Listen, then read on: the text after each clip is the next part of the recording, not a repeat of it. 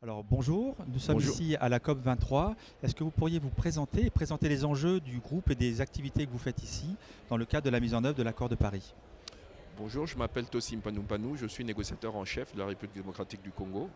Actuellement, la République démocratique du Congo préside une coalition d'une cinquantaine de pays, la coalition des nations détentrices de forêts tropicales humides. Donc nous poussons beaucoup pour la reconnaissance du rôle de ces forêts dans la stabilisation du climat mondial. Et cet effort pour préserver ces forêts doit être accompagné de financements adéquats. Alors vous êtes aussi un ancien président du groupe Afrique, donc vous avez une longue trajectoire dans le cadre des négociations. Est-ce que vous pourriez nous dire en quelques mots les 5-6 sujets fondamentaux sur lesquels l'agenda de l'action doit bouger dans le cadre de finalement ce qu'on attend tous ici à Bonn? Effectivement, je suis président honoraire du groupe africain, président honoraire du groupe des pays les moins avancés. Et donc nos priorités sont essentiellement de... On est venu ici à Bonn. D'aucuns ont qualifié cette COP de COP de procédure, de COP de transition, en attendant la COP 24 à Katowice l'année prochaine. Nous sommes d'un avis contraire. Pour nous, c'est une COP importante qui peut produire des résultats importants en termes de substance, en termes de clarté sur le processus de l'année prochaine. Donc en premier lieu, donc, pour nous, c'est très important qu'on puisse euh, discuter par exemple de questions qui ont trait à l'ambition pré-2020. Parce que nous savons que dans le cadre de l'ambition pré-2020, il y a une nécessité pour les pays développés de remplir leurs obligations dans le cadre de l'accord du protocole de Kyoto. Et en tant que pays en développement, il me semble que si les pays développés ne respectent pas leurs engagements pré-2020, comment est-ce que les pays en développement recevront suffisamment d'incitation pour respecter les leurs dans la phase post-2020? Il y a également un peu une espèce d'intérêt égoïste parce que le plus de réductions sont faites dans l'espace pré-2020, le moins de réductions seront nécessaires en post-2020. Donc nous voulons pousser pour cette question d'ambition pré-2020 qui malheureusement peine à être inscrite à l'agenda de la COP, puisque certains pays développés ne veulent pas s'apesantir sur cette question. Il y a également, bien entendu, la question de progrès équilibré dans la négociation. L'accord de Paris appelle à ce que nous puissions communiquer avec transparence dans un cadre de conformité les actions que nous menons en termes d'adaptation, en termes d'atténuation. Cet accord demande également aux pays développés de pouvoir communiquer les financements et le soutien qu'ils emmènent.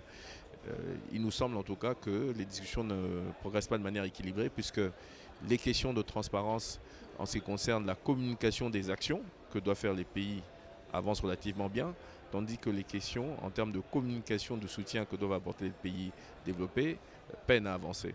Il y a également la question du fonds pour l'adaptation. Le fonds pour l'adaptation qui est un fonds très important pour nous en tant que pays en développement, surtout les pays d'Afrique subsaharienne qui ont peu d'émissions de gaz à effet de serre.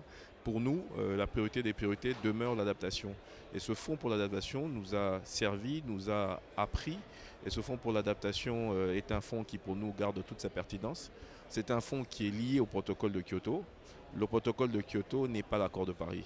Nous voulons que ce fonds euh, qui est issu du protocole de Kyoto puisse se mettre au service de l'accord de Paris. Pour nous, c'est une question d'ordre juridique, d'ordre procédural, mais c'est une question qui demeure politique. Et si les politiques le souhaitent, cette décision pourrait être prise ici à Bonn.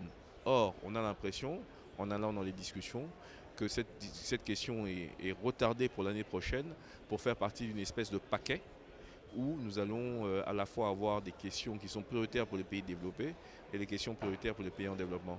Pour nous, c'est pourtant une question qui est mûre et qui pourrait être décidée ici, à Bonn, et ainsi créer une dynamique positive l'année prochaine lorsque nous irons vers la COP24 où nous devrions adopter les règles de mise en œuvre de l'accord de Paris. Il y a bien entendu ce dialogue de Talanoa, ce dialogue de facilitation de 2018 qui devrait inciter les uns et les autres à rehausser leur niveau d'ambition en termes des contributions déterminées au niveau national. Ce travail pour rehausser le niveau d'ambition des CDN qui ensemble aujourd'hui nous mène vers un monde de 3 degrés. Ce dialogue devrait tenir compte des principes fondamentaux de la Convention tels que les capacités respectives, telles que la responsabilité commune mais différenciée et surtout l'équité.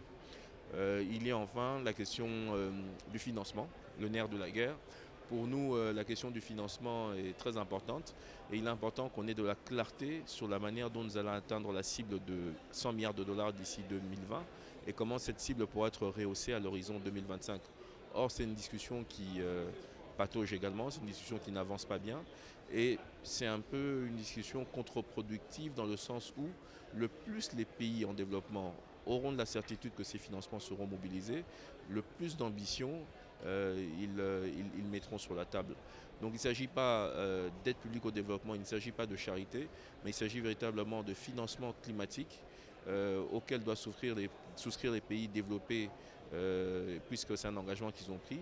Et ces financements, s'il y a plus de clarté, permettront aux pays en développement d'aller un peu plus loin que ceux qu'ils ont l'ambition de faire aujourd'hui, car ils sauront qu'en investissant un peu de leur propre argent, le financement international prendra le relais et permettra de soutenir l'effort.